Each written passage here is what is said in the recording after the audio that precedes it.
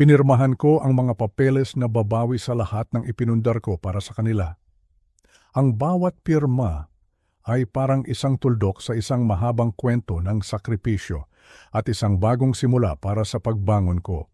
Sa isang iglap, ang bilyon-bilyong pisong mana na inaasahan nila, ang kumpanyang itinayo ko mula sa pawis at tugo. Lahat ng iyon ay naglaho sa isang pirma lang ng panulat. Ang bahay na akala nila ay kanila, ang kinabukasang inaakala nilang sigurado na, ibinenta ko. Hindi ko ito ibinenta. Ibinigay ko ito sa mga taong karapat-dapat at hindi sila kasama doon. Ginawa ko ito hindi dahil sa galit. Ginawa ko ito dahil sa isang tawag sa telepono. Isang tawag na sumira sa lahat. Nagsimula ang lahat 3 araw bago ang bagong taon. Diyan nakatitig ako sa kalendaryo sa aming kusina. Disyembre 28, ang parehong kalendaryo na sabay naming sinasabitan ng yumaong asawa kong si Elena bawat taon.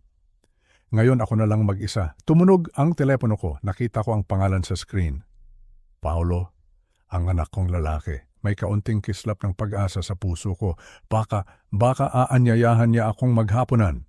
Baka gusto niyang dalawin ako ng apo kong si Angela, pero nang sagutin ko ang tawag, ang narinig ko ay hindi ang boses ng isang anak. Ito ang boses ng isang CEO na tatanggal sa isang matandang empleyado.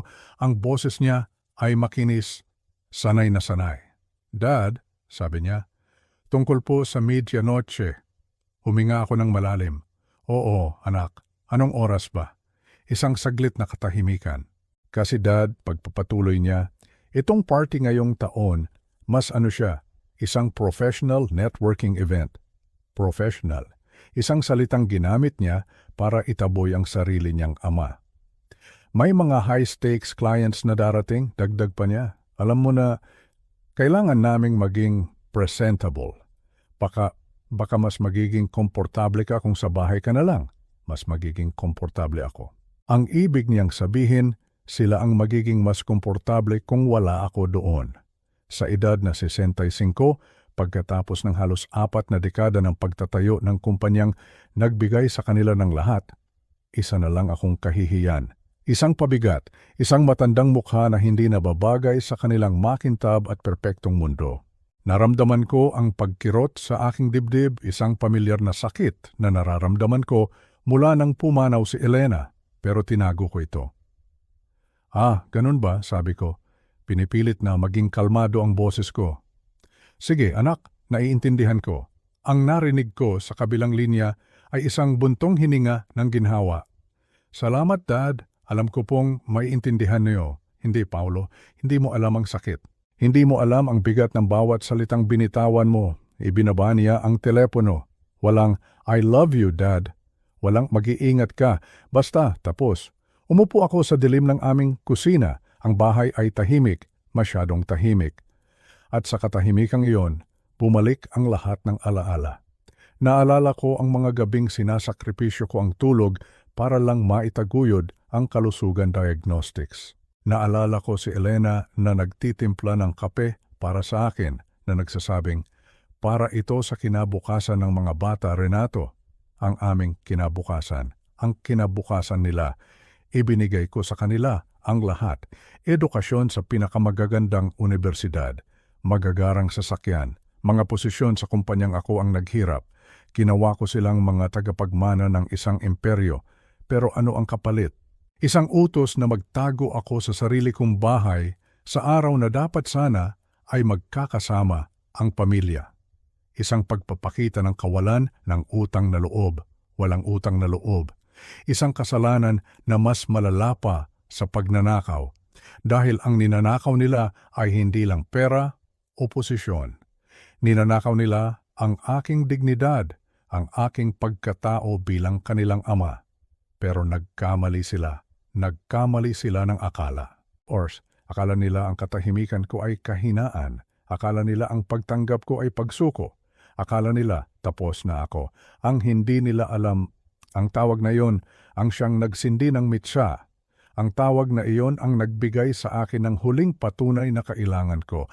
Ang nagtulak sa akin na gawin ang isang bagay na matagal ko nang dapat ginawa. Dahil bago pa man nila ako subukang burahin, sinigurado ko ng protektado ang aking sarili.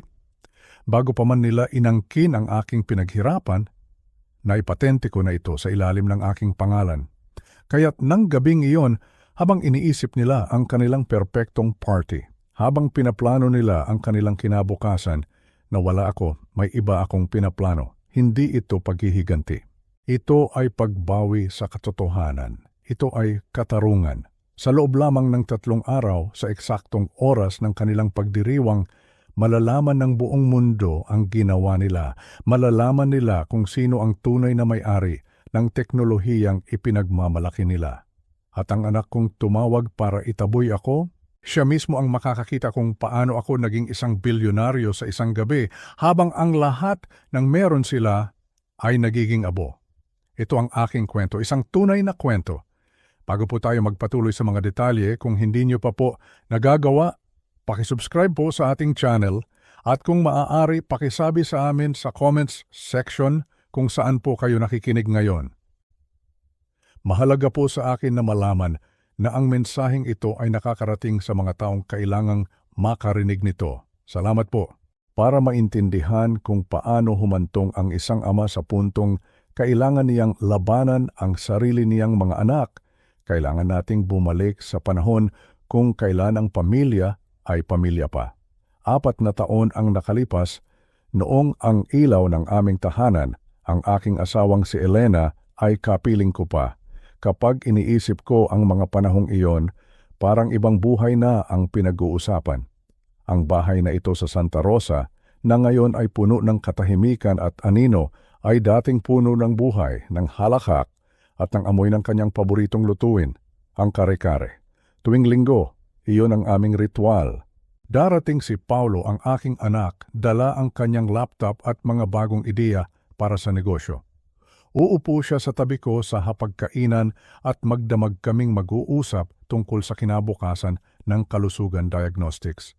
Si Isabel naman, ang aking anak na babae, ay tatawag mula sa Makati at ilalagay namin ang telepono sa speaker para marinig ng lahat ang kanyang boses na para bang kasama rin namin siya. At ang aking munting anghel, ang aking apo na si Angela, ay masayang gumuguhit sa sahig ng aming kusina na napapalibutan ng mga krayola. Tuwing makakatapos siya ng isang obra, tatakbo siya papalapit sa akin, iwinawagayway ang papel. Sasabihin niya, "Lolo, tingnan mo, ito tayo, sa parke." At sa drawing, makikita mo ang 2 figura, isang matangkad at isang maliit na magkahawak kamay. Iyon daw kami. Minsan, may kasama pang dinosaur. Ang lahat ng ito ay pinagmamasdan ni Elena mula sa kusina na may isang maliit ng ngiti sa kanyang mga labi. Isang nanggiting nagsasabing kontento na siya sa buhay. Kapag ang lahat ay nakauwi na at ang mga plato ay nahugasan na, uupo siya sa tabi ko, hahawakan ang aking kamay at sasabihin, "May regalo ka, Renato. Yang isip mo, huwag mong hayaang kalawangin." Ang tinutukoy niya ay ang aking pananaliksik. Ang mga algorithm na ginugugulan ko ng maraming gabi, siya ang aking numero 1 tagahanga, ang aking pinakamalaking mananampalataya. Kahit na ako mismo ay nawawala na ng pag-asa dahil sa politika sa opisina, siya ang nagsasabing, "Magtiwala ka lang." Balang araw, yan ang magbabago sa lahat. At pagkatapos, dumating ang diagnosis. Pancreatic cancer. Stage 4. Ang mga salitang iyon ay parang isang pako na ibinaon sa puso ng aming pamilya. 6 na buwan. 6 na buwan lang ang ibinigay sa amin. At sa loob ng 6 na buwan na iyon, gumuho ang aming mundo. Pumanaw siya isang Martes ng umaga sa buwan ng Oktubre. Ang huling alaala ko sa kanya ay ang higpit ng kanyang hawak sa aking kamay. Hanggang sa unti-unti itong lumuwag. Sa libing, si Angela, na 5 taong gulang pa lang noon, ay nakatayo sa tabi ko. Hindi niya binitawan ang aking kamay. Nang ibinababa na ang kabaong, tumingala siya sa akin gamit ang mga matang minana niya kay Elena at nagtanong, "Lolo, nilalamig po ba si Lola?" Hindi ako nakasagot. Ang bigat sa aking dibdib ay napakalaki na kahit ang paghinga ay mahirap gawin. Noong mga unang buwan, ang kalungkutan ang nagbigkis sa amin. Madalas tumawag ang mga bata, pero tulad ng paghupa ng baha, unti-unti ring dumalang ang kanilang pagdalaw at pagtawag. Ang mga tawag ay naging text. Ang mga text ay naging wala na. Doon ko naramdaman na si Elena pala ang pandikit na nagbubuklod sa aming pamilya. At ngayong wala na siya, unti-unti kaming nagkakalas-kalas. Nagsimula akong mag-isa sa malaking bahay na ito na napapalibutan ng mga alaala niya. Ang kanyang salamin sa pagbabasa ay naroon pa rin sa tabi ng aming kama. Hindi ko ito magalaw. 4 na taon na. Pagkalipas ng 2 taon mula nang ilibing ko ang aking asawa habang ang buong mundo ay natutulog, isang milagro ang nangyari sa aking maliit na opisina. Sa liwanag lang ng monitor ng computer, ang mga linya ng code na ilang buwan kong pinaghirapan ay bibiglang nag-ugnay-ugnay. Ito na iyon, ang algorithm. Isang programa na hindi lang basta nagbabasa ng mga medical scan, kundi nakakakita ng mga pattern na hindi nakikita ng mata ng tao. Mga pattern na maaaring maging senyales ng sakit. Bago pa man ito lumala, mga sakit. Tulad ng kumuha kay Elena, tinitigan ko ang litrato niya sa aking mesa. Nakangiti siya. Para sa iyo ito, mahal, pulong ko. Sa unang pagkakataon sa loob ng 2 taon, nakaramdam ako ng pag-asa. Nakaramdam ako ng layunin at sa sobrang pananabik, ang unang taong naisip kong tawagan ay ang aking anak, si Paulo. 2:00 ng madaling araw. Alam kong napaka-imposibleng oras para tumawag, pero ang pananabik sa aking puso ay hindi mapigilan. Kailangan niyang malaman. Kailangang malaman ng aking anak na ang kumpanyang aming itinatag ay malapit ng magbago, magpakailanman. Dad, 2:00 ng umaga na? Sagot niya, na halatang nagising sa tawag ko. Alam ko anak, pasensya na, sabi ko. Ang boses ko ay nanginginig sa tuwa. Pero nagtagumpay ako. Nakagawa ako ng isang pambihirang algorithm. Anak, ito ay makakapagligtas ng libu-libong buhay. Narinig ko ang pagbabago sa tono ng kanyang boses sa kabilang linya. Ang antok ay biglang napalitan ng matalas na interes. Tell me more, Dad, sabi niya. At yun nga ang ginawa ko. Ikinuwento ko sa kanya ang lahat.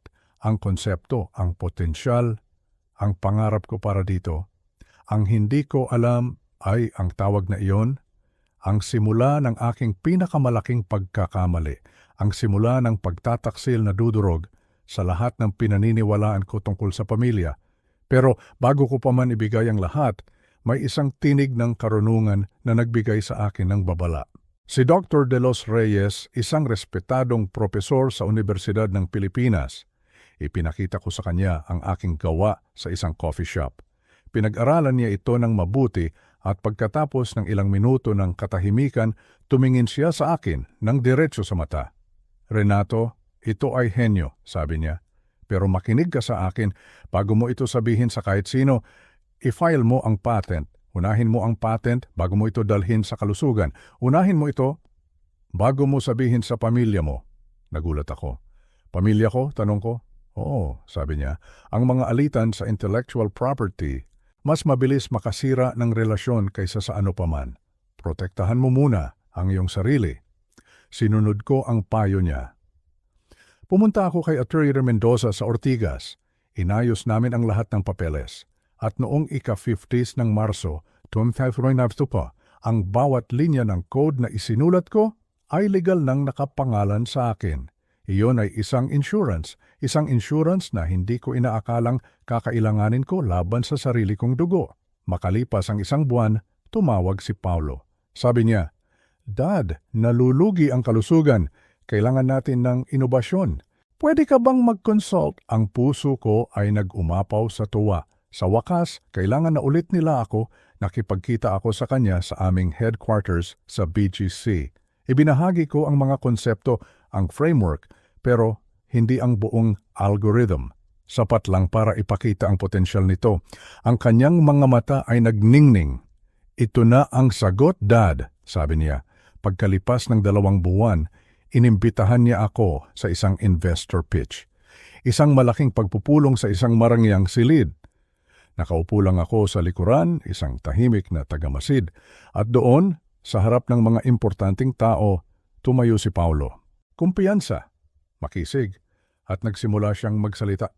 Gamit ang aking mga salita, ipinakita niya ang aking mga konsepto, ang aking mga framework, at ipinakilala ang mga ito bilang sariling inobasyon ng kalusugan diagnostics.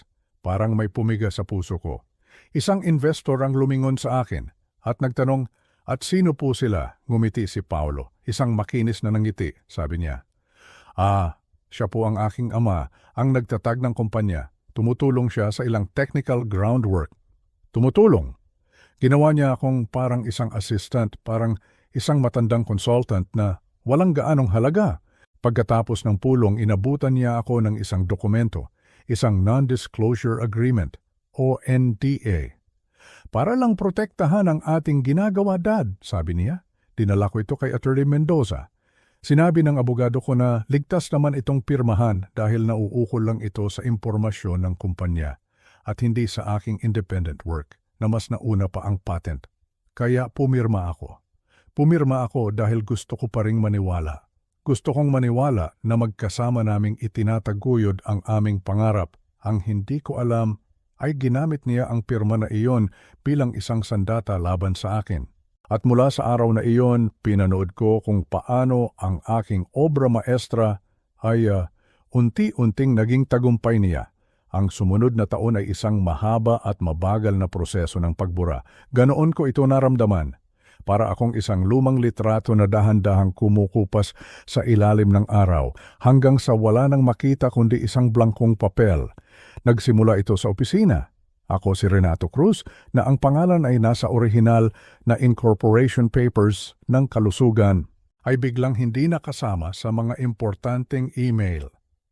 Ang mga strategy sessions na dati ay hindi magsisimula hanggat wala ako ay nagaganap na lang nang hindi ko nalalaman.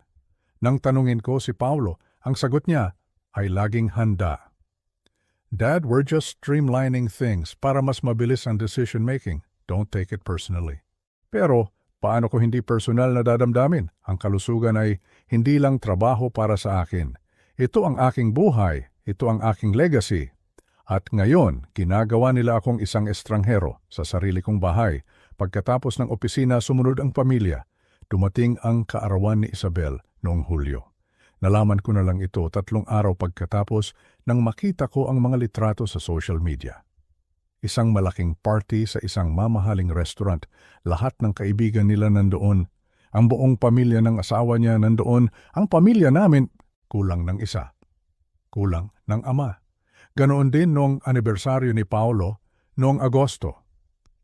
Nakita ko ang mga ngiti nila sa mga litrato, ang mga caption na "Grateful for this incredible team" at "Surrounded by the people who matter most."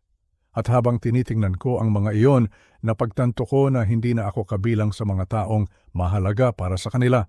Pero ang pinakamasakit sa lahat ay ang paglayo nila sa akin kay Angela. Itinigil ni Paulo ang pagdadala sa kanya sa bahay. Kapag tumatawag ako at nagtatanong kung bakit, ang sagot niya ay laging, "Busy si Angela sa school, Dad. Hahanap na lang tayo ng ibang araw."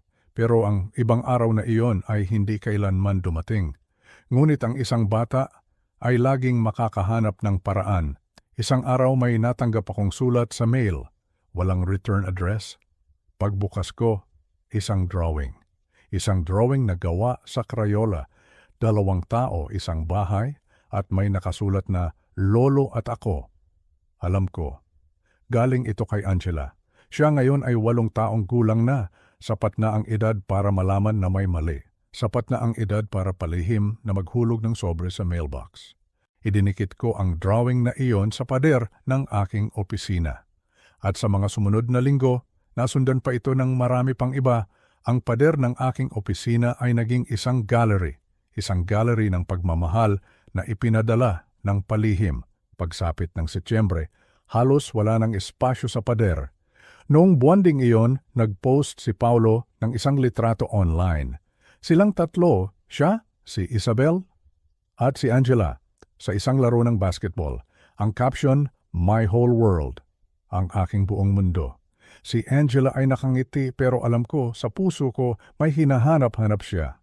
Tinitigan ko ang litratong iyon nang matagal bago ko namalayan na may mga luha na palang tumutulo sa aking mga mata. Akala nila sa pagtatago nila kay Angela sa akin ay mapipilitan akong sumuko. Akala nila Sa pagbura nila sa akin sa kanilang mga buhay, ay tatanggapin ko na lang ang aking kapalaran bilang isang makalumang relikya. Pero ang bawat drawing ni Angela ay nagsilbing paalala. Isang paalala na mayroon pa akong dapat ipaglaban, na ang pagiging ama at lolo ay hindi isang posisyon na maaari nilang basta na lang tanggalin. At habang idinidikit ko ang isa na namang drawing sa pader, isang drawing ng Pasko na may 3 tao, ako, siya, at isang Christmas tree. Isang desisyon ang nabuo sa aking isipan, hindi ako papayag na burahin nila. Hindi nang ganito kadali. Ang pag-aakala kong wala nang masasakit pa ay isang malaking pagkakamali. 6 na buwan pagkatapos ng Pasko na hindi ako kasama, tinawag ako ni Paulo sa opisina. Pumunta ka sa opisina. Hindi, Dad. Hindi, pwede ba tayong mag-usap? Isang utos. Pagdating ko ang conference room sa BGC ay parang isang korte. Malamig, walang emosyon. Si Paulo ay nakaupo sa dulo ng mesa. Si Isabel ay nasa tabi niya, nakakrus ang mga braso. Para akong isang akusado na hahatulan. Bumagsak ang kumpanya, diretsong sabi ni Paulo. Umaatras ang mga investors. Kailangan namin ang buong algorithm. Lahat. Pinanatili kong kalmado ang aking boses kahit na ang aking mga kamay sa ilalim ng mesa ay nanginginig na. Ibinigay ko na sa inyo ang framework, sagot ko. Ang natitira ay sa akin. Doon sumingit si Isabel. Ang boses niya ay matalas at puno ng pagkainip. Dad, pumirma ka ng NDA. Lahat ng ginawa mo habang nagko-consult ka sa kalusugan ay pag-aari ng kalusugan. Umiling ako. Ang NDA ay para sa impormasyon na nalaman ko mula sa kumpanya. Hindi nito sakop ang aking independent work. Hindi nito sakop ang aking patent. Sinubukan ni Paulo ang ibang diskarte, ang emosyonal na diskarte. Pamilya tayo, Dad, sabi niya. Pilit na pinapalambot ang kanyang boses. Ikaw ang nagtayo ng kumpanyang ito? Ayaw mo bang makita itong magtagumpay? Gusto ko, sagot ko. Kaya nga pinoprotektahan ko ang aking gawa. Doon nagbago ang kanyang mukha. Nawala ang pagkukunwari. Ang kanyang panga ay tumigas. Ang pamilya ay hindi nagdedemanda ng pamilya. Tumayo ako, ang aking boses ay hindi na nanginginig. Ang pamilya ay hindi rin nagnanakaw sa pamilya. Namula ang mukha ni Isabel sa galit. You're being unreasonable, sigaw niya. Tumalikod ako at naglakad palabas. Nakarating ako sa aking sasakyan bago ko napansin na ang aking telepono ay naka-record pala sa buong pag-uusap. Sa batas ng Pilipinas, legal ang mag-record ng usapan basta't isa sa mga partido ay may pahintulot. At ako ay may pahintulot mula sa aking sarili. Hawak ko na ngayon ang unang matibay na ebidensya. Ngunit ang Diyos ay may paraan ng pagpapakita ng katotohanan. Pagkalipas ng ilang linggo noong Agosto, isang tawag ang natanggap ko mula sa isang numerong hindi pamilyar. Isang Russell Petan, isa pala siyang venture capitalist. Ginoong Cruz, sabi niya, may dapat po kayong makita. Nag-i-email siya sa akin ng isang file, isang pitch deck, 23 pahina. Ang pamagat, Kalusugan Diagnostics, Proprietary AI Framework. Habang binabasa ko ang bawat pahina, ang aking dugo ay parang nagyelo. Ito ang aking gawa, bawat salita, bawat diagram. Ito ang aking algorithm. At sa huling pahina, naroon ang petsa. Inalok ito ni Paulo sa 3 magkakaibang kumpanya ng venture capital noong Agosto ng 2023. 5 buwan pagkatapos kong i-file ang aking patent. Kinuha ko ang kopya ng aking patent certificate, petsa, Marso 15, 2022. Ipinatong ko ang 2 dokumento sa aking mesa, magkatabi, ang patent ko at ang pitch deck nila. Ang katibayan ay hindi mapapasubalian. Hindi lang nila ito inangkin sa loob ng aming kumpanya. Sinubukan nilang ibenta ito.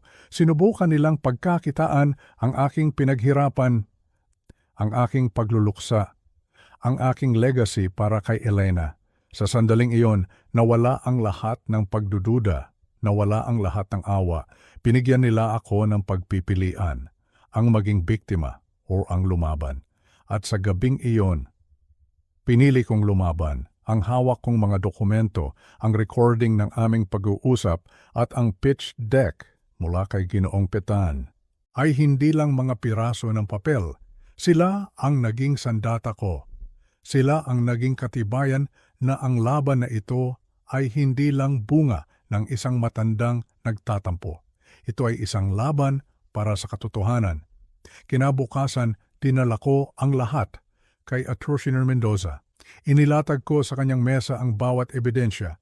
Habang binabasa niya ang mga ito at pinapakinggan ang recording, nakita ko ang pagbabago sa kanyang ekspresyon. Mula sa pagiging isang abogado na nakikinig sa kliyente, naging isang mandirigma na nakakita ng malinaw na daan patungo sa tagumpay. Isinara niya ang folder, tumingin sa akin, at sinabi, "Renato, ito ay airtight, semento. Wala silang lusot dito." Sa mga salitang iyon, naramdaman ko ang pag-angat ng isang mabigat na pasanin sa aking mga balikat. Hindi na ako nag-iisa, meron na akong legal na sandigan. Pero alam ko na ang laban na ito ay hindi lang mapapanalunan sa korte. Kailangan kong patunayan na ang aking algorithm ay hindi lang isang teorya. Kailangan kong ipakita na ito ay gumagana at na kaya kong bumuo ng isang bagay na mas mahusay kaysa sa kumpanyang inagaw nila sa akin. Doon ko naalala ang dalawa sa aking pinakamahuhusay na estudyante noon sa universidad, sina Colin at Lauren. Sila ay mga batang henyo sa kanilang larangan, puno ng enerhiya at integridad. Tinawagan ko sila. Nagkita kami sa isang maliit na kapihan. Ipinakita ko sa kanila ang buong algorithm, ang lahat ng aking pananaliksik. Ang kanilang mga mata ay nanlaki sa pagkamangha. "Sir Renato," sabi ni Colin, ito po ay revolutionary." Si Lauren naman ay idinagdag, "Wala pong ganito sa merkado ngayon, ito ang future." Doon ko inilatag ang aking alok. "Gusto kong bumuo ng bagong kumpanya," sabi ko. "Isang kumpanya na itinayo sa pundasyon ng integridad at tunay na inobasyon. Gusto niyo bang sumama sa akin?" Hindi sila nagdalawang isip. Sa isang saglit, ang aking laban ay nagkaroon ng mga bagong kasama, mga kakampi. Mula sa aming munting pagpupulong na iyon, isinilang ang Likas Diwa Technologies. Ang pangalan ay pinili namin ng mabuti. Likas dahil ito ay natural at totoo. Diwa dahil ito ay mula sa kaluluwa at isipan. Nagtrabaho kami araw at gabi. Nagrenta kami ng isang maliit na opisina habang ang Kalusugan Diagnostics ay abala sa pag-secure ng mga investors gamit ang aking ninakaw na ideya. Kami naman sa Likas Diwa ay tahimik na binubuo ang mismong teknolohiya. Noong Oktubre, nag-file kami para sa isang Initial Public Offering o IPO. Itinakda namin ang petsa ng aming paglunsad. Sa unang minuto ng bagong taon, Enero 1, alas 12:01 ng madaling araw, isang simbolikong petsa, ang pagsilang ng bago at ang pagwawakas ng luma. Ngunit may kulang pa, kailangan malaman ng publiko ang kwento, ang buong kwento, at doon pumasok si Amanda Reyes. Isang kilalang investigative journalist na may reputasyon sa pagiging patas at matapang. May isang source na nagbigay sa kanya ng tip tungkol sa alitan sa aming pamilya. Marahil ay si Ginoong Petan. O marahil ay isa sa mga empleyado sa kalusugan na nakakahalata na. Nagkita kami sa Tagaytay, sa isang lugar na malayo sa mata ng marami. Dinala ko ang lahat. Ang patent, ang mga email, ang recording, ang pitch deck, maging ang testimonya mula kay Dr. Delos Reyes. Sa loob ng 2 oras, nagsalita ako. Inilabas ko ang lahat ng sakit, lahat ng ebidensya. Si Amanda ay nakinig lang, paminsan-minsan ay tumatango at nagsusulat sa kanyang notebook. Nang matapos ako, isinara niya ang kanyang notebook, tinitigan niya ako. At sinabi, "Ginoong Cruz, ito ay isang malaking istorya. National news ito. Pero kung ilalabas natin ito, walang nang balikan." Tumango ako. "Alam ko," sabi ko, "pero sila ang unang sumira sa tulay. Ang ginagawa ko lang ay tiyakin na hindi na nila ito muling matatawid." Pumayag siya sa isang kondisyon. "I-embargo natin ito," sabi niya.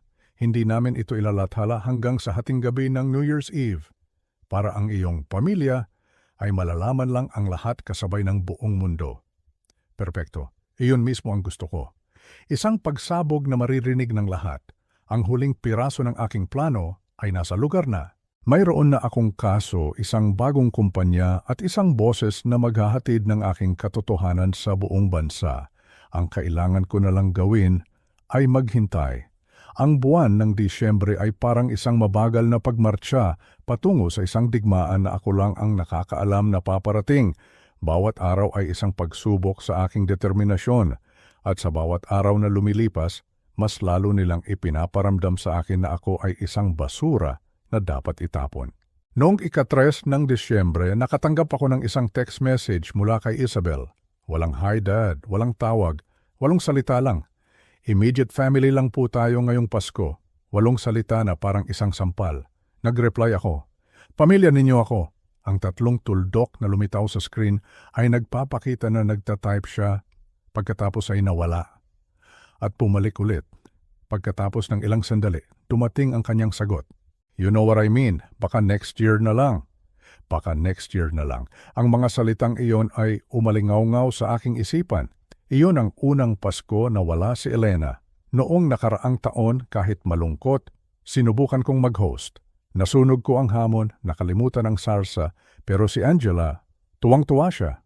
Gumawa pa siya ng isang bituin gawa sa construction paper para sa aming Christmas tree. Sabi niya, iyon daw ang best Christmas ever. Ngayong taon, hindi man lang ako inimbitahan. Tiningnan ko ang isang drawing sa aking refrigerator. Isang drawing na ipinadala ni Angela noong Setyembre. 3 stick figures sa ilalim ng isang puno. May label, Ako plus Lolo plus Christmas tree. Iginuhit niya iyon 4 na buwan na ang nakalipas. Umaasa pa rin na magkakasama kami.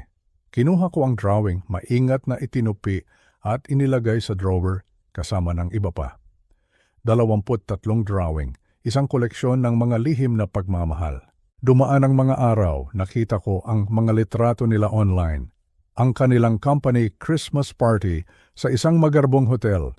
Si Angela suot ang isang pulang bestida. Ang taas na niya, hindi ko na siya nakikita ng personal mula pa noong Hunyo, noong ika-28 ng Disyembre. Dumating ang tawag mula kay Paulo, ang tawag na nagsasabing huwag akong pumunta sa medianoche. Ang huling patak na nagpaapaw sa baso. Pagkatapos ng tawag na iyon, nilibot ko ang aming bahay. Bawat silid ay parang isang museo ng mga alaala. Ang mga litrato sa sala may si Paulo at Isabel nung mga bata pa sila. Ang kanilang mga ngiting walang bungi. Ang kanilang graduation, mga masasayang mukha na hindi ko na makilala ngayon. Pagkatapos ay pumasok ako sa aking opisina, ang pader na puno ng mga drawing ni Angela at sa wakas ang aming kwarto. Ang salamin ni Elena, naroon pa rin at ang litrato niya sa aking mesa nakangiti. Hindi ko alam kung tama ba ito, mahal, bulong ko sa kanya, pero pagod na akong mabura. Dumating ang gabi ng Disyembre at 31, ang huling gabi ng kasinungalingan, 17 minuto bago maghating gabi. 17 minuto para magdesisyon kung sisirain ko ba ang aking pamilya o ililigtas ang aking sarili. Sa buong Maynila, naririnig ko ang ugong ng mga paputok. Ang party nila ay puspusan na. Dito sa Santa Rosa, ang tanging ilaw ay mula sa aking laptop. Ang artikulo ni Amanda ay handa na. Ang aming IPO ay nakaantay. Isang click na lang, isang email lang na nagsasabing, itigil mo na. At ang lahat ng ito ay matatapos. Bigla, nag-aalangan ako. Paano ang mga empleyado ng kalusugan? Paano si Tyler, isang batang researcher doon na may anak na paparating? Kung babagsak ang kalusugan, anong mangyayari sa kanila? Kasalanan ba nila ang kasakiman ng mga anak ko? Halos itigil ko na. Halos ipadala ko na ang email. At pagkatapos, 11:30, nag-vibrate ang telepono ko. Si Paulo. Hindi ko sana sasagutin, pero may nag-udyok sa akin at narinig ko ang isang maliit na boses. Lolo, si Angela. Ang aking puso ay parang tumigil sa pagtibok. Hello, sweetheart, sabi ko. Ang boses ko ay garalgal. I miss you, Lolo, sabi niya. Ang boses niya ay basag. Gusto ko lang tumawag para mag-Happy New Year. Sana po mayakap kita. Napapikit ako. Idiniin ko ang telepono sa aking tainga na para bang sa ganoong paraan ay mararamdaman ko ang kanyang yakap. I miss you too, baby. I miss you so much. Gumawa po ako ng drawing para sa inyo, bulong niya. Sabi ni Mami, bawal ko na raw ipadala, pero ipapadala ko pa rin kapag hindi siya nakatingin. Narinig ko ang ingay sa likuran niya, musika, tawanan, at isang matalas na boses. Angela, sinong kausap mo? Si Celeste, ang asawa ni Paulo. Mabilis na bumulong si Angela. Kailangan ko na pong ibaba. I love you, Lolo. I love you too. At ang linya ay naputol. Umupo ako doon sa gitna ng dilim habang ang mga luha ay malayang dumadaloy sa aking mukha. Isinantabi niya ang panganib para lang masabi sa aking mahal niya ako. Ang tawag na iyon ang nagtanggal sa lahat ng aking pag-aalinlangan. Pinuksan ko ang aking email, nag-type ako ng 2 salita para kay Amanda. I-publish mo na. At pinindot ko ang send. Alas 11:59 ng gabi. Ang katahimikan sa loob ng aking opisina ay isang matalim na kaibahan sa gulo ng mundo sa labas.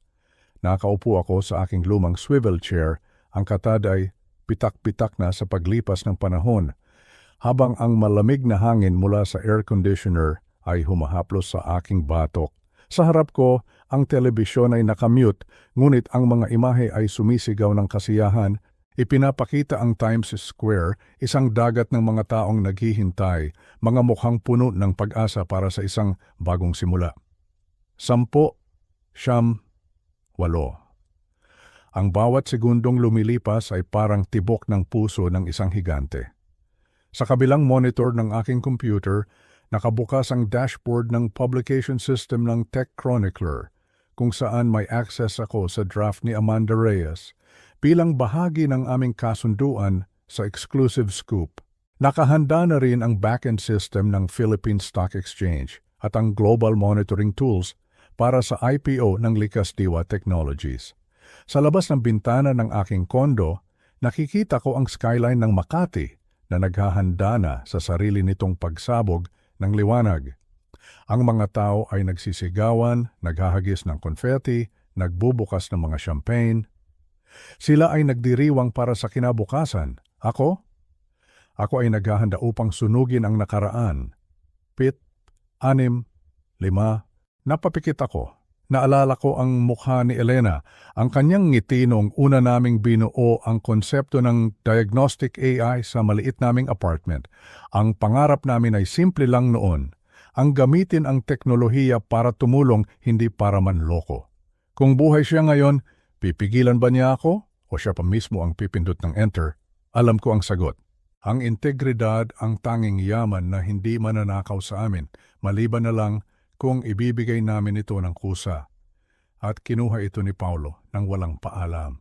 4, 3, 2. Patawarin mo ako, anak, bulong ko sa hangin, pero kailangan mong matuto. 1. Hating gabi. Pumuputok ang mga fireworks sa labas. Pula, asul, ginto, mga bulaklak ng apoy na namumukadkad sa maitim na langit. Nagpalit ang taon.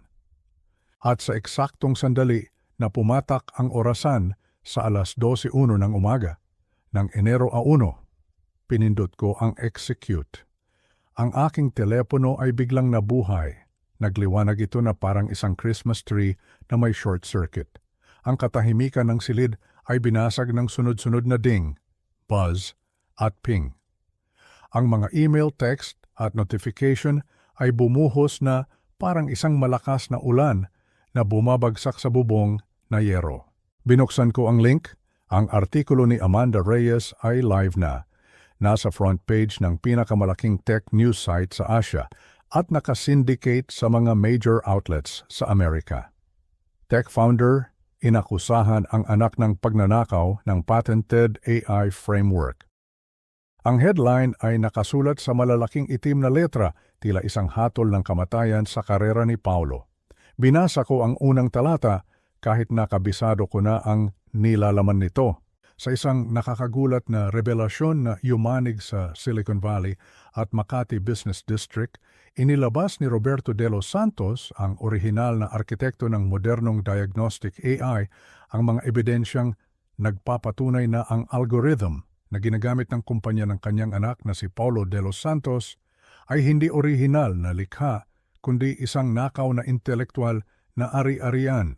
Amang pamadokumento na kinabibilangan ng mga patent dates na nauna ng 3 taon at mga audio recording ng komprontasyon ay nagpapakita ng isang madilim na katotohanan sa likod ng kinang ng tagumpay ng nakababatang De Los Santos.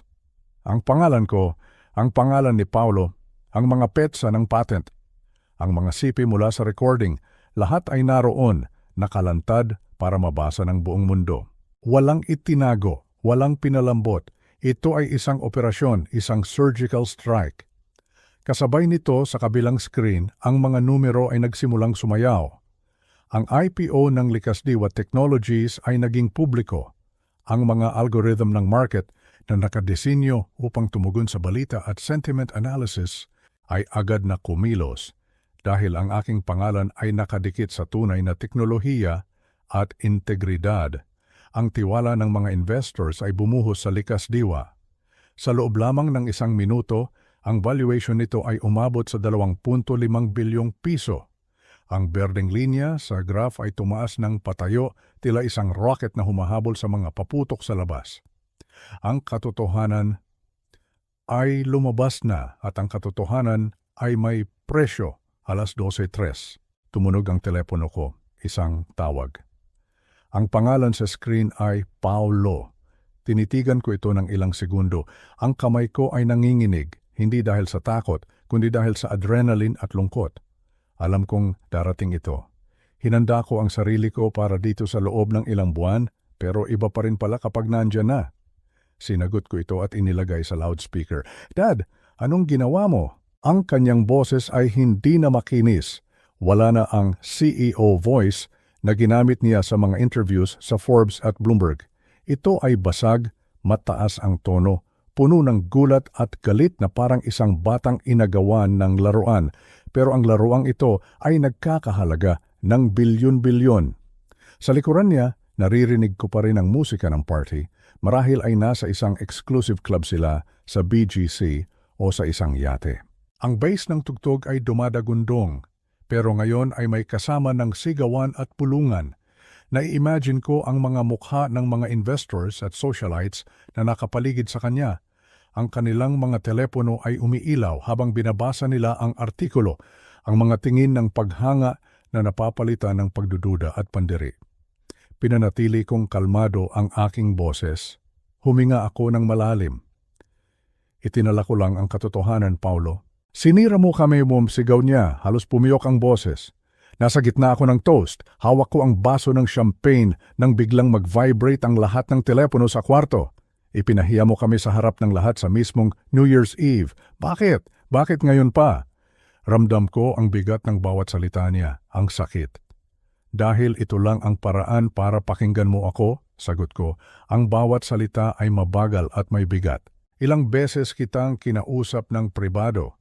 Ilang beses kitang binigyan ng pagkakataon na itama ito, pero pinili mong ilibing ang katotohanan sa ilalim ng PR at marketing. Negosyo yon, Dad, negosyo, giit niya. Pag nanakaw yon, mariin kong sagot. Kung ang katotohanan ay nakakahiya sa iyo, Paulo, tanungin mo ang iyong sarili kung bakit.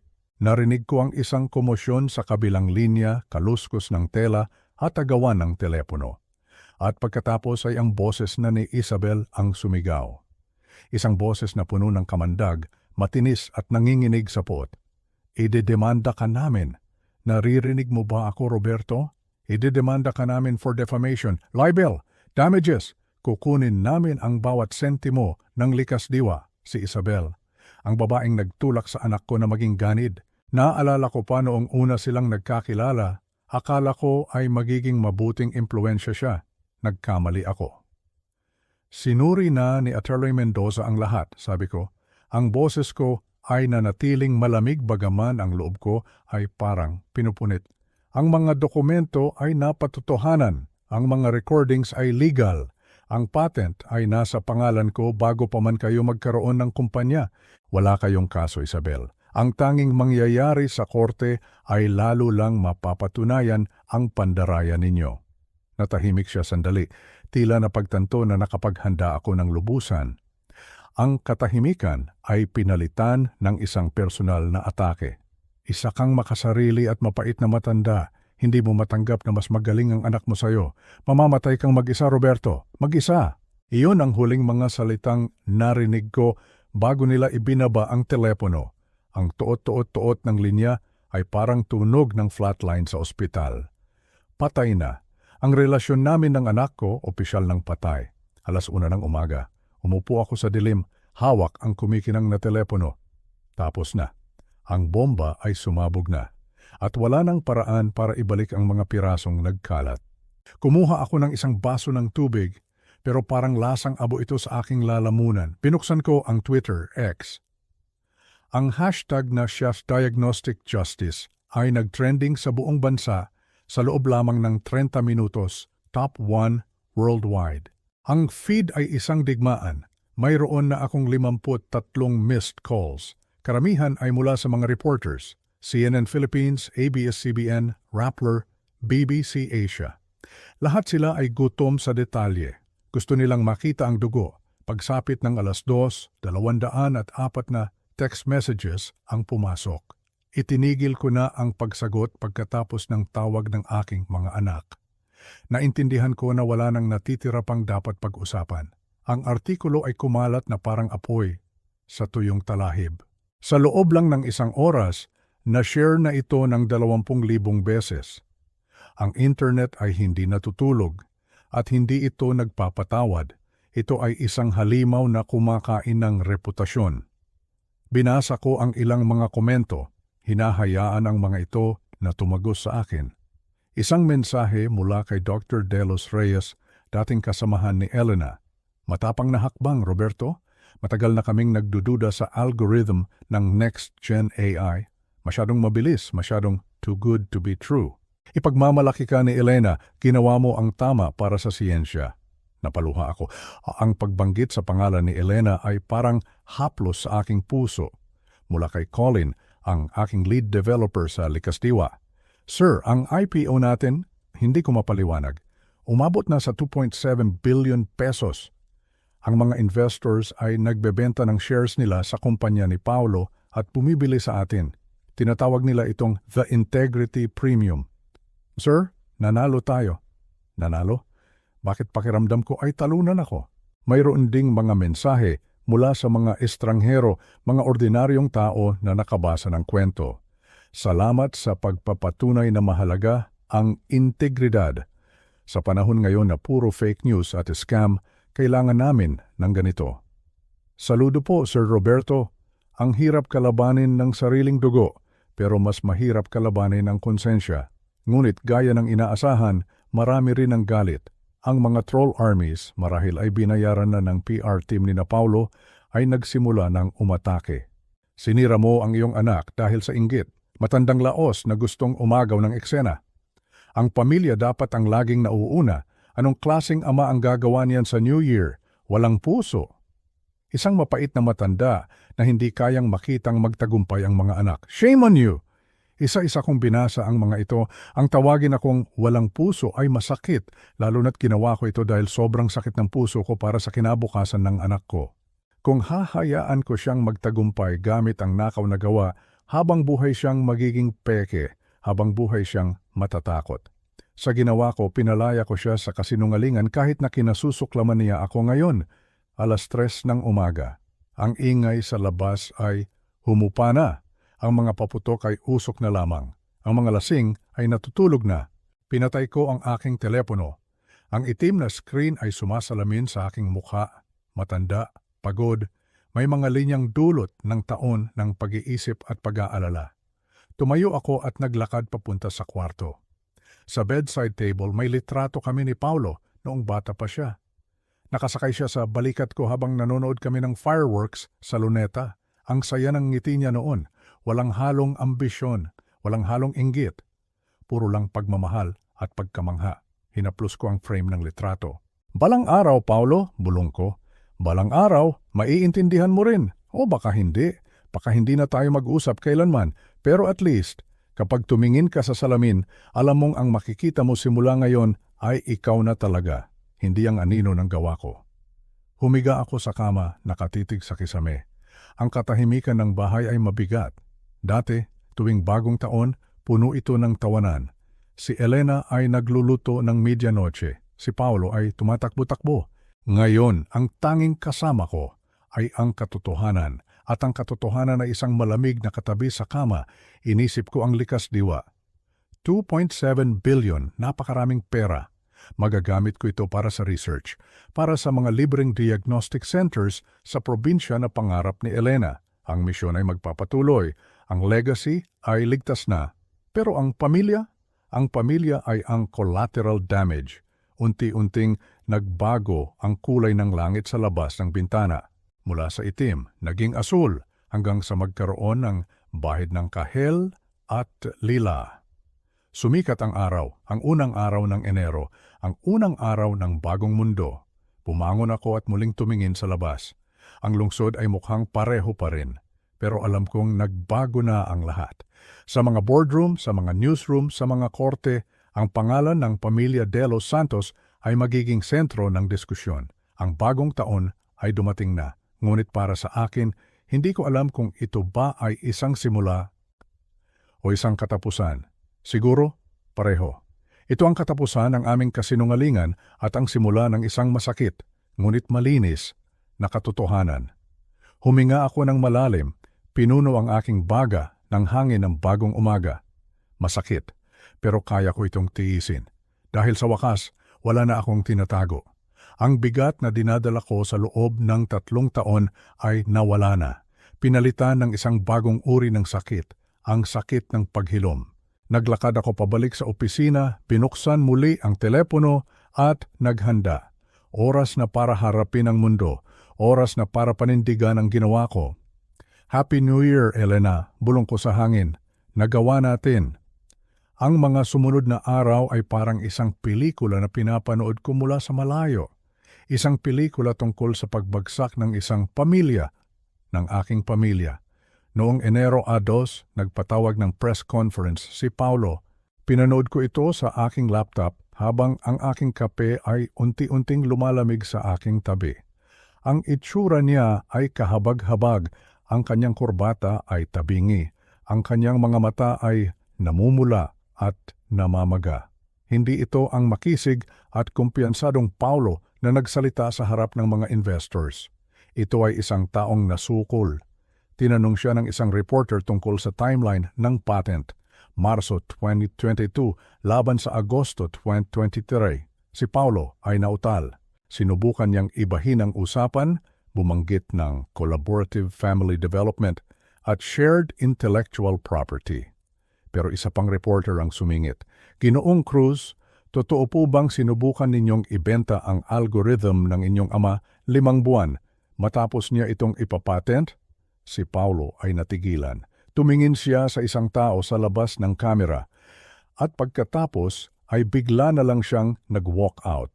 Ang clip na iyon ay naging viral bago pa man magtanghalian.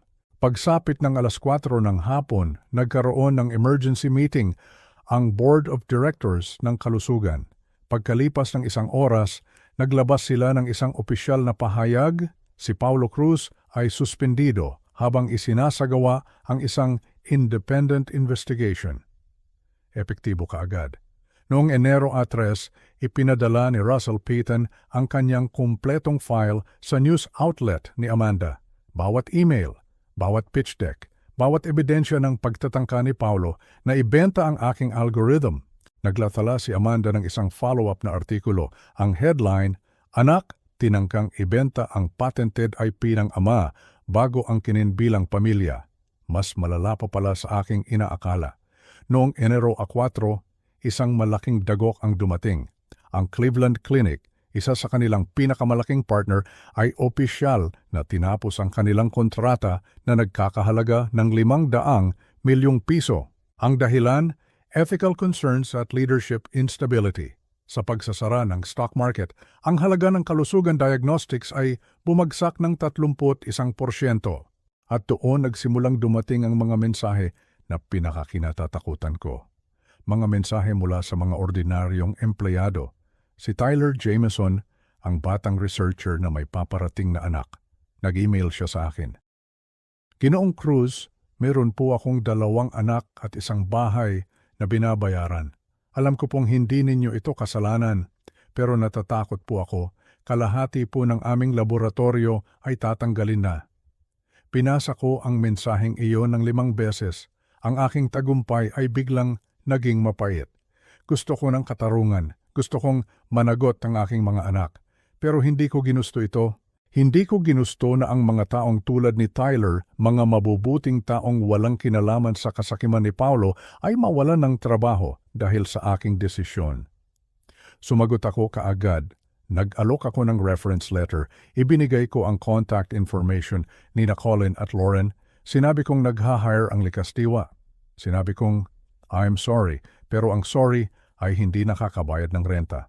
Ang sorry ay hindi nakakapagpakain ng 2 bata. Ang pinsala ay kumalat na. Malayo pa sa inaasahan ko at kailangan kong mabuhay dala ang bigat na iyon. Ang tagumpay ay may lasang abo. At sa gitna ng lahat ng ito, isang gabi, alas 2:47 ng madaling araw, isang text message ang dumating, 3 salita mula kay Paulo. Pwede ba tayong mag-usap? Tinitigan ko ang screen sa dilim. Hindi ako nag-reply. Sa mga sumunod na araw, paulit-ulit siyang nag-text. Dad, please. Pinura ko ang mga ito, ngunit noong Enero 2, tumawag siya. At dahil sa pag-aalala ko kay Angela, sinagot ko ito. Dad, ang kanyang boses ay paos. Parang ilang araw nang hindi natutulog. Salamat sa pagsagot. Bakit ngayon? Tanong ko. Dahil ba nahuli ka na? Dahil nawala na sa iyo ang lahat? Isang mahabang katahimikan. Pareho, inamin niya, ang kanyang boses ay nanginginig. Pero, dahil din sa wakas, nakita ko na ang ginawa ko sa iyo. Hindi lang ang patent. Lahat. Ang pagbura ko sa iyo. Ang pagtrato ko sa iyo na parang wala kang silbi. Diyos ko, Dad, hindi ko alam kung paano ito aayusin. Hindi mo na ito maayos, sabi ko. Ang tanging magagawa mo ay ang kininito. Anong ibig mong sabihin? Kung gusto mong itama ito, sabihin mo ang katotohanan sa publiko. Hindi dahil sinabi ng abogado, kundi dahil iyon ang katotohanan. Isang mahabang katahimikan ulit. Sisisantihin nila ako ng tuluyan, bulong niya. Kung ganoon, mayroon kang pagpipilian na dapat gawin, sabi ko. Ang parehong pagpipilian na ipinagawa mo sa akin. Pagkalipas ng 3 araw, nag-post si Paulo ng isang public statement. Inamin niya ang lahat. Walang pag-aalinlangan, walang pagdadahilan at nag-resign siya. Pagkatapos kong mabasa iyon, nagpadala ako sa kanya ng isang pribadong mensahe. Ayan ay isang simula. Hindi pa ito kapatawaran, hindi pa ito pagkakasundo. Isang simula pa lamang. Ang paghilom ay hindi isang tuwid na linya. Hindi ito parang isang sugat na pagkatapos mong gamutin ay maglalaho na lang na parang walang nangyari. Ang paghilom, lalo na kung ang sugat ay mula sa sarili mong pamilya, ay parang isang mahabang paglalakbay sa isang baku-bakong daan. May mga araw na maaraw, may mga araw na maulan, at may mga araw na kailangan mo lang huminto sa tabi at magpahinga. Ang pampublikong pag-amin ni Paulo ay isang simula, pero hindi nito binura ang sakit. Hindi nito ibinalik ang mga taon ng kalungkutan. Ang salitang sorry ay isang tulay, pero isang tulay na gawa sa salamin, marupok at kailangan ng maingat na pagtawid. Lumipas ang isang taon ng pagbabago. Noong Pebrero, inimbitahan akong maging keynote speaker sa isang malaking komperensya sa medisina. Ang pinag-usapan ko ay hindi lang tungkol sa teknolohiya. Pinag-usapan ko ang tungkol sa ageism o diskriminasyon dahil sa edad. Pinag-usapan ko ang kahalagahan ng pagprotekta sa iyong intellectual property at pinag-usapan ko ang bigat ng pananahimik at ang halaga ng pagsasalita. Pagkatapos kong magsalita, ang 2,000 taong naroon ay tumayo at pumalakpak. Ang tunog na iyon ay hindi lang palakpak. Iyon ang tunog ng pagkilala. Isang bagay na ipinagkait sa akin sa loob ng maraming taon. Pagkatapos noon, pumuhos ang mga mensahe. Binigyan niyo po ako ng lakas ng loob na ipaglaban ang aking sarili. Dahil po sa inyo, ipapatent ko na ang aking gawa bukas. Salamat po sa pagpapatunay na ang edad ay hindi nangangahulugang laos na. Doon ko napagtanto na ang kwento ko pala ay hindi lang tungkol sa akin. Ito ay kwento ng bawat isa na naramdamang sila ay isinantabi at binaliwala. Ang Likas Diwa Technologies ay lumago ng husto. Noong Marso, isinara namin ang isang kasunduan sa Cleveland Clinic na nagkakahalaga ng 1 bilyong piso. 1 bilyong piso. Tumawag sa akin ng personal si Dr. Manning, ang kanilang pinuno. Sabi niya, "Renato, this technology is going to save lives. Iyan ang mahalaga, hindi ang ingay sa paligid. Mga buhay." Tama siya. Iyon ang dahilan kung bakit ko ito sinimulan. Para sa mga buhay na katulad ng kay Elena at kasama sa mga bagong empleyado namin ay si Tyler Jameson, ang batang researcher mula sa kalusugan na nag-alala para sa kanyang pamilya. Kinuha namin siya. Isang araw, nagkasalubong kami sa hallway. Tumigil siya, tumingin sa akin at sinabi, "Salamat po." Iyon lang, pero sapat na. Noong Abril, nagkita kami ni Paulo sa parehong dinner kung saan kami nag-usap ng kaibigan kong si Cesar 1 taon na ang nakalipas. Uminom kami ng kape. Ang aming pag-uusap ay hindi mainit, hindi rin malamig. Ito ay maingat. Pero totoo, ikinuwento niya na nagsimula siyang mag-therapy, na nagtatrabaho siya ngayon sa isang maliit na startup sa Boston, nagsisimula sa pinakamababang posisyon, nagpapakumbaba. Tinanong niya ako tungkol kay Angela at tinanong niya kung pwede ko raw ba siyang makita ulit. Pumayag ako. Hindi para sa kanya, kundi para sa apo ko. At ngayon, Disyembre 31, 1 taon na ang lumipas, ang gabi ay hindi na tahimik. Ang bahay ko sa Santa Rosa ay hindi na malungkot. Nandito sina Colin at Lauren, nandito si Dr. Delos Reyes. Nandito ang aking matalik na kaibigan na si Cesar. Nandito si Attorney Mendoza. Nandito maging si Amanda, ang journalist na nagbigay boses sa aking kwento. Ito na ang aking bagong pamilya. Ang pamilyang pinili ko. 2 minuto bago maghating gabi, itinaas namin ang aming mga baso. Para sa mga pangalawang pagkakataon, sabi ni Colin. Para sa katotohanan, dagdag ni Lauren. Tumingin sa akin si Cesar. Para sa pamilyang ating pinipili, tiningnan ko sila isa-isa. Ang mga taong ito, nakikita nila ako. Hindi bilang isang matandang pabigat, kundi bilang si Renato, bilang isang kaibigan, bilang isang taong mahalaga. 1 taon na ang nakalipas, ako ay nag-iisa, hindi imbitado, invisible. Ngayong gabi, ako ay napapalibutan. Nawala sa akin ang aking mga anak, pero natagpuan ko ang aking boses. Nawala sa akin ang aking pamilya, pero natagpuan ko ang aking mga tao. Parehong totoo, parehong masakit, at parehong nakakagaling. Hating gabi, sumabog ang mga fireworks sa malayo. Naghiyawan ang mga tao sa telebisyon, nag-cheers kami, at sa unang pagkakataon sa loob ng mahabang panahon, naramdaman ko ang kapayapaan. Biglang nag-vibrate ang telepono ko, 2:14 ng umaga, isang email. Ang subject, pwedeng tumawag, ang sender, Angela Cruz. Ang aking mga kamay ay nanginig, gumawa siya ng sarili niyang email account. "Hi Lolo," sabi po ni Daddy, "pwede daw po kitang i-video call kung gusto mo. Gusto mo po ba? I miss you. Love, Angela." Tinitigan ko ang screen. Ang aking lalamunan ay parang may bumara. Tumingin ako sa aking mga kaibigan. Lahat sila ay nakatingin sa akin, naghihintay. "Si Angela," sabi ko ng pabulong. Gusto niyang tumawag. Ngumiti si Dr. Delos Reyes, isang ngiting parang mula sa isang ina. "Kung ganoon, sagutin mo na siya, Renato." Pumunta ako sa kabilang kwarto kung saan mas tahimik. Kinuha ko ang aking telepono. Ang puso ko ay kumakabog ng malakas sa aking dibdib. Pinindot ko ang video call button sa tabi ng kanyang pangalan. Nagring ito ng 1 beses, 2 beses, at pagkatapos ay kumonekta ang screen at naroon siya. 9 na taong gulang na, mas matangkad. Nakatirintas ang kanyang buhok, pero ang kanyang mga mata, iyon pa rin ang mga mata ni Elena, ang mga matang puno ng kislap at kabutihan. "Hi Lolo," sabi niya, medyo nahihiya. Hindi ako makapagsalita, tinitigan ko lang siya, ang bawat detalye ng kanyang mukha. Sinusubukang kabisaduhin ang bawat sandali. "Hi, sweetheart," sabi sa wakas ay nasabi ko. Ang boses ko ay basag. Sabi po ni Daddy, "Pwede na daw po kitang tawagan ngayon kung gusto mo." Gusto ko sabi ko, ang mga luha ay nagsimula ng mamuo sa aking mga mata.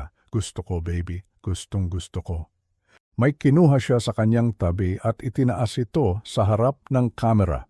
Isang pamilyar na bagay, isang piraso ng construction paper na puno ng kulay ng Crayola, 2 stick figures sa ilalim ng isang puno. Ito po tayo sa parke, sabi niya. Naaalala mo po ba? Tumango ako, hindi na napigilan ng pagtulo ng aking mga luha. Pero hindi ito mga luha ng kalungkutan. Ito ay mga luha ng kagalakan. Naalala ko nga, sabi ko. Naalala ko. Ikwento mo sa akin ang tungkol diyan. At nagsimula siyang magkuwento tungkol sa kanyang eskwela, tungkol sa kanyang mga kaibigan, tungkol sa aso na gusto niyang alagaan. Nagkwento siya ng nagkwento. At ako, nakinig lang ako, nakangiti habang umiiyak. Ang paghilom ay walang timeline. Hindi ito nangangako ng isang perpektong happy ending, pero nagsisimula ito sa katotohanan. At minsan, kung ikaw ay napakapalad, nagsisimula ito sa isang video call. Mula sa isang taong hindi kailanman tumigil sa pagmamahal sa iyo. Kung pag-iisipan, ang kwento ng isang lolong tulad ko ay hindi lang tungkol sa mga patent o pagtataksil. Ito ay tungkol sa kung ano ang nangyayari kapag nananahimik ka ng masyadong matagal.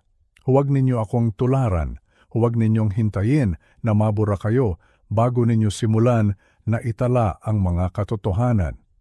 Huwag ninyong kumbinsihin ang inyong sarili na ang katapatan sa pamilya ay nangangahulugan ng pagtanggap sa kasinungalingan. Ibinigay sa atin ng Diyos ang katotohanan para sa isang dahilan, para protektahan tayo, para palayain tayo, kahit na masakit. 3 bagay ang natutunan ko sa mahirap na paraan. Una, idokumento ang lahat, bawat email, bawat usapan. Ang iyong gawa ay nararapat na protektahan. At nakikita ng Diyos ang katotohanan kahit na ang iba ay nagbubulag-bulagan. Pangalawa, magtakda ng mga hangganan ng maaga. Naghintay ako ng masyadong matagal. Hinayaan kong ituring ako ng aking mga anak bilang invisible dahil natatakot akong mawala sila. Sa huli, nawala rin sila sa akin, pero sa kanilang mga termino, hindi sa akin. At pangatlo, magsalita ka. Ang katahimikan ay hindi nagpapanatili ng kapayapaan. Pinapalago lang nito ang kawalang katarungan. Ang tunay na kwentong ito ay nagkakahalaga sa akin ng mga taon na hindi ko nakasama si Angela. Mga taon ng pagkilala na ninakaw, ngunit ang Diyos ay kumikilos sa mga misteryosong paraan. Sa pamamagitan ng sakit, natagpuan ko ang aking boses. Sa pamamagitan ng pagkawala, natagpuan ko ang aking mga tao. Kung binabasa ninyo ang tunay na kwentong ito at nakikita ninyo ang inyong sarili, ang magulang na isinasantabi, ang nagtatag na kinalimutan, ang eksperto na sinabihang laos na, pakinggan ninyo ako, hindi ka masyadong matanda, hindi ka laos. Ang iyong mga kontribusyon ay mahalaga. Tulad ng maraming kwento ng mga lolo, ang sa akin ay isang babala. Ang tunay na kwentong ito ay nagpapatunay na ang mga kwento ng lolo ay nagpapaalala sa atin na ang integridad ay may halaga, ngunit mas malaki ang halaga ng pananahimik. Huwag maghintay ng isang hating gabi ng pagtutuos para angkinin ang kung ano ang sayo. Huwag hayaang pigilan ka ng takot. Ngayon gusto kong marinig ang inyong kwento. Naranasan niyo na bang mamili sa pagitan ng kapayapaan sa pamilya at ng personal na katotohanan? Naranasan niyo na bang maging invisible sa mga taong dapat na unang nakakakita sa inyo? Mag-iwan po ng komento sa ibaba. Ibahagi ito sa isang taong nangangailangan nito. Mag-subscribe para sa mas marami pang totoong kwento na nagpapaalala sa atin kung bakit mahalaga ang pagsasalita kahit na ang kapalit nito ay lahat. Ang iyong boses ay mahalaga. Gamitin mo ito.